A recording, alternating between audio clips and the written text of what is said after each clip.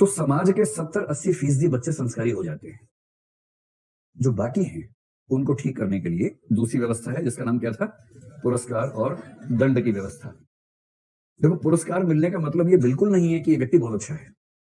ठीक, मैं आपकी बहुत सारी धारणाएं खारिज करने के मूड में रहता हूं। रोज आपको बहुत सारी धारणाओं पे हथौड़ियां पड़ने वाली हैं। किसी को पुरस्कार मिलने का ये मतलब बिल्कुल नहीं है कि वो सचमुच एक अच्छा व्यक्ति है। किसी को दंड मिलने का ये मतलब बिल्कुल नहीं है कि वो सचमुच एक बुरा व्यक्ति है। पुरस्कार और दंड का सिर्फ इतना मतलब है कि जिस व्यवस्था ने पुरस्कार या दंड दिया उस व्यवस्था के मूल्यों के हिसाब से ये व्यक्ति एडजस्ट हो गया और ये एडजस्ट नहीं हुआ। एग्जाम्पल देकर समझाता हूं।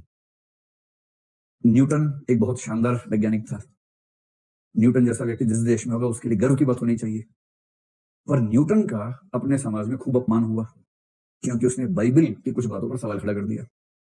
गैलीलियो को तो इतना प्रताड़ित किया गया और गैलीलियो को अंत में माफी मांगनी पड़ी। हालांकि उसने माफी बहुत कलात्मक तरीके से मांगी। वो माफी ऐसी थी कि समझ नहीं पा रहा कौन कैसे माफी मांग रहा है, लेकिन उसने माफी मांग ली अंत में। इस भाषा में मांगी कि यद्यपि मैंने जो प्रयोग किए थे अपने हिसाब से एकदम ठीक किए थे और मुझे भरोसा है कि निष्कर्ष में मेरे ठीक हैं, किंतु फिर भी मैं माफी मांगता हूं कि इससे ठेस पहुंची है। अब उसको पढ़ के समझ नहीं आता कि दरअसल वो क्या कहना चाह रहा है। उससे माफी मांगी, कुछ लोगों ने मंगवाई, उसको दंडित किया, प्रताड़ित किया।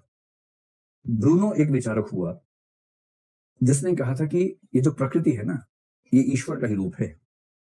और ईसाई लोग इस बात को नहीं मानते, मुसलमान भी नहीं मानते, यहूदी भी नहीं मानते। और उसमें चर्च बहुत आक्रामक था। और उस व्यक्ति ने दो बातें बोल दी। एक तो ये कहा कि संपूर्ण प्रकृति ईश्वर की ही अभिव्यक्ति है, और दूसरा ये बोल दिया कि व्यक्ति मरने के बाद फिर से जीवित होता है, पुनर्जन्म होता है, जो भारत में चलता सिद्धांत, उसने उसको मान लिया। इस बात पर ईसाइयत ने उसको 7 साल का दंड दिया, जेल का। और जब 7 साल बाद जेल से निकला तो उससे फिर पूछा कि बेटा सुधर गए कि नहीं सुधरे? तो उसने कहा मेरे विचार वही हैं, ये ईश्वर की ही अभिव्यक्ति प्रकृति है और पुनर्जन्म होता है। इस बात पे नाराज होकर चर्च ने 1600 ईस्वी में उसको चौराहे पे खड़ा करके जिंदा जला दिया, जला के मार दिया। ये उसका दंड था। जबकि दर्शन पढ़ते हुए, विज्ञान पढ़ते हुए हमें लगता है कि न्यूटन और गैलीलियो से ज्यादा सम्मान का पात्र कौन हो सकता है? दर्शन की दुनिया में ब्रूनो से ज्यादा महान कौन हो सकता है? सुकरात जैसा कौन महान हो सकता है? उस सुकरात एक बदसूरत किंतु बहुत स्मार्ट आदमी था। दिखने में बदसूरत था, मतलब ऐसी कहानी है बहुत सारी, लेकिन ऐसा शानदार आदमी दुनिया में शायद 2-4 हुए होंगे। भारत में तो एक कबीरदास छोड़ के मुझे कोई दूसरा दिखता नहीं उसके बराबर का आदमी। सुकरात का युवाओं पर बड़ा गहरा प्रभाव था। सारे युवक युवतियां उनके दीवाने थे, उनसे बात करके उनको मजा आता था। कितनी तार्किक और सधी हुई बात करता था सुकरात, बच्चे उसके दीवाने थे। तो सुकरात ने बहुदेववाद का विरोध किया। उसने कहा ईश्वर होगा तो एक ही होगा भाई, बहुत सारे क्यों होंगे, लॉजिकली एक ही होना चाहिए। ऐसी कुछ बातें और की उसने। इससे ग्रीस के लोगों को, एथेंस के लोगों को नाराजगी हो गई। और वहां की न्यायपालिका भी जनता से मिलकर बनी हुई थी।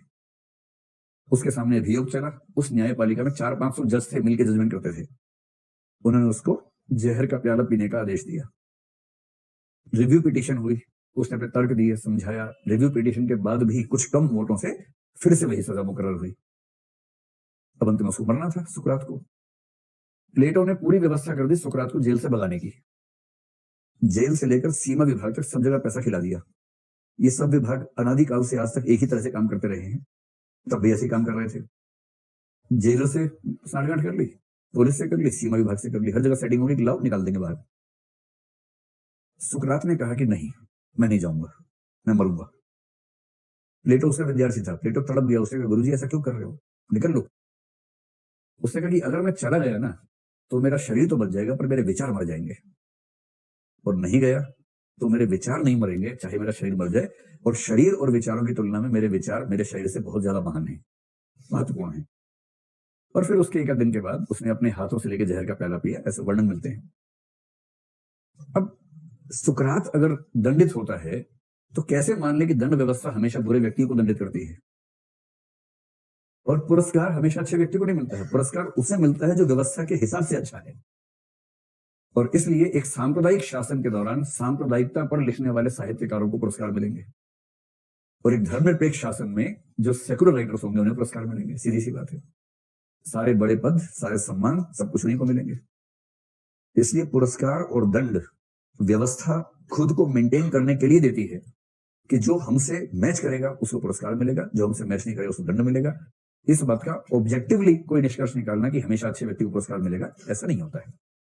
एक एग्जांपल सिंपल सा, अगर किसी अरब कंट्री में जैसे संयुक्त अरब अमीरात में, ईरान में, इराक में, सीरिया में कोई लड़की छोटी सी ये कहे कि मैं तो इसी उम्र से बुर्का पहनूंगी, और बुर्का पहनने लग जाए और जीवन भर बुर्के में रहे, कहे कि मैं तो अपने दीन को ठीक से फॉलो करना चाहती हूँ और मुझे लगता है कि बुर्के में ही हमें धर्म की सीख है, इसका सम्मान करना चाहिए। इस बात की लगभग पूरी संभावना है कि वो समाज उस लड़की का भयानक सम्मान करेगा। इससे सीखो बाकी लड़कियों निकम्मियों, इससे सीखो, देखो कैसे अपने धर्म का पालन करते हैं, यही सब हुआ ना।